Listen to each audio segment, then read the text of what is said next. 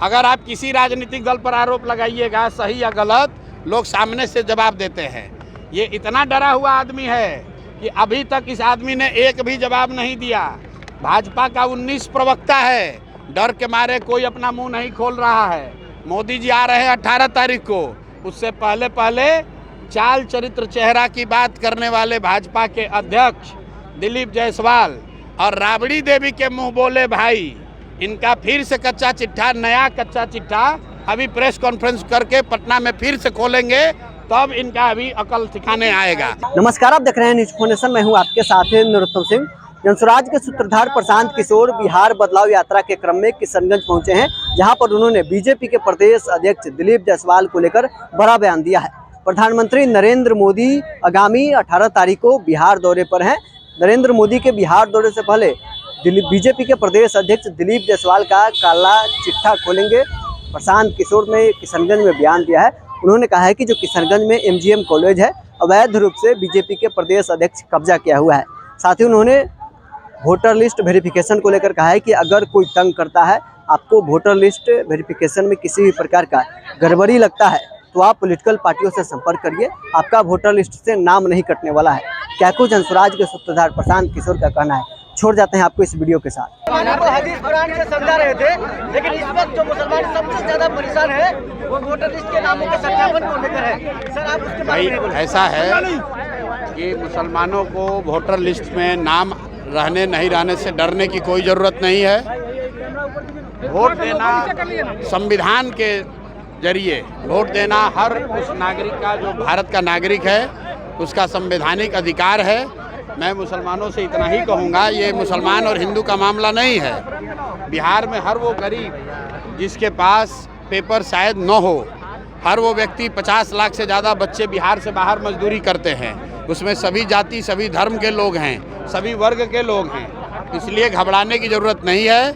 ऐसा होता है, ये एक तरह से भाजपा का षड्यंत्र है। वो कोशिश कर रहे हैं कि वो लोग जो भाजपा के खिलाफ वोट दे सकते हैं, उनका नाम काटा जाए, लेकिन ये नाम काट नहीं पाएंगे।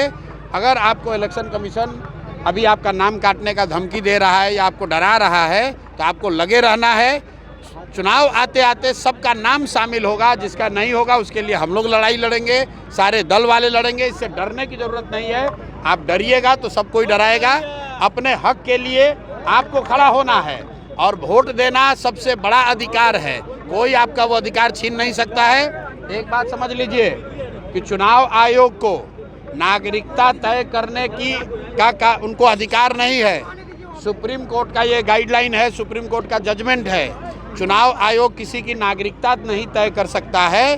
चुनाव आयोग का काम वोटर लिस्ट बनाना है, वोटर लिस्ट के जरिए चुनाव कराना है। अगर चुनाव आयोग ये कह रहा है कि वोटर लिस्ट ठीक नहीं है, तो चुनाव आयोग को जवाब देना है कि भाई 1.5 बरस पहले इसी चुनाव आयोग से पार्लियामेंट का चुनाव हुआ है, मोदी जी इसी वोटर लिस्ट से चुनकर प्रधानमंत्री बने हैं। तो अगर वोटर लिस्ट खराब है, गलत है, तो मोदी जी क्या फिर से इस्तीफा देकर फिर से चुनाव लड़ेंगे?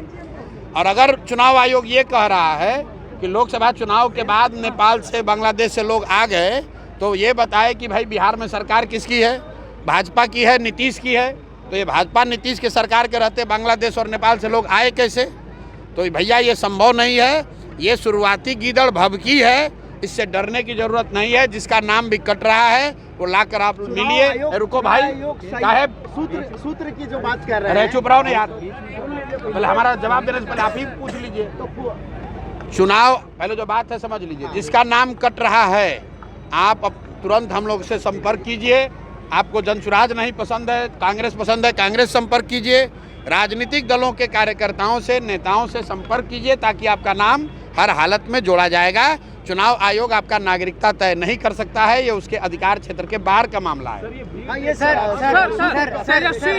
सीमांचल क्षेत्र पिछड़ा है, अगर सरकार बनेगी तो हम विकास करेंगे सीमांचल क्षेत्र का। तो पिछले 30 वर्ष से बिहार में किसकी सरकार है?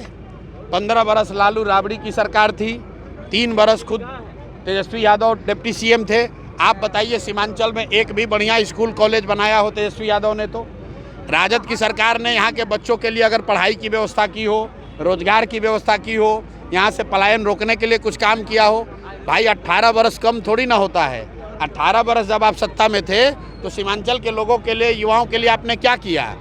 राजद वाले जो हैं ये मुसलमानों को अपना किरासन तेल समझते हैं, मुसलमानों को किरासन तेल समझते हैं। मुसलमान जो है वो उनके लालटेन में किरासन तेल बनकर जल रहा है, मुसलमानों के बच्चों का भविष्य जल रहा है और रोशनी लालू यादव के घर पर हो रही है। मुसलमानों के घर में तो अंधकार फैला हुआ है, उनके बच्चे तो इस राज्य से बाहर जाकर 10-12 हज़ार रुपया के नौकरी के लिए, रोजगार के लिए धक्के खा रहे हैं, नरक का ज़िंदगी जी रहे हैं और मुसलमानों का वोट लेकर अपना लालटेन जला रहे हैं और अपने घर में रोशनी कर रहे हैं। वो हैं तेजस्वी यादव, लालू यादव। सर मैं जानना चाहूँगा सर, इससे पहले का चुनाव जाति धर्म को लेकर, अगड़े पिछड़े को लेकर लड़ा गया था सर, लेकिन इस बार का चुनाव आप जो है एजुकेशन को लेकर, पलायन को लेकर लड़ रहे हैं सर। दिलीप जायसवाल, सुन लीजिए, अरे भाई दिलीप जायसवाल कहानी सुन लीजिए।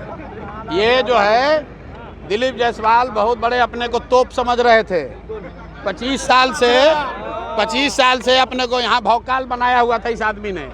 इनका पहला राउंड इनका कायदे से उपाय हुआ है और दूसरे किस्त का, सब लोग ध्यान से सुन लो भाई, दूसरा किस्त अभी 18 तारीख से पहले इन पर 18 तारीख तक इन पर जारी किया जाएगा और इनका कच्चा चिट्ठा खोलेंगे। आप देखिए इनका हालत क्या है।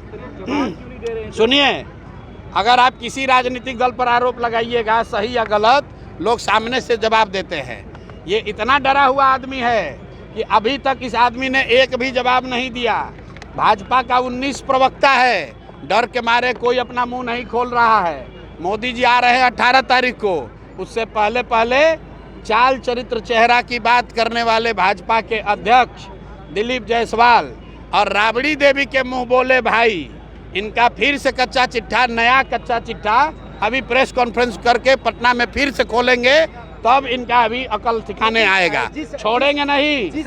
अरे अभी करतार सिंह के भाई, अरे सुनो ना यार, आप बोल भाई करके आप प्रेस कॉन्फ्रेंस कर रहे हैं, वो करतार सिंह ने पहले ही सुप्रीम कोर्ट में आप वकील हैं? नहीं, उसके भाई आप वकील हैं? हमारे पास में पेपर है। आपके पास पेपर, हम लोग अनपढ़ हैं। नहीं, कोर्ट में सुनिए, हाँ, बेकार उसके भाई ने वो उसको गलत साबित किया है। सुनिए, ये देखिए, ये पत्रकार हैं भाई साहब, कहते हैं कि कोर्ट का इनके पास पेपर है। इनके ही जैसे लोगों के लिए हमको समझते हो आप कि हम राजद के प्रवक्ता हैं कि हम नहीं बोल पाएंगे?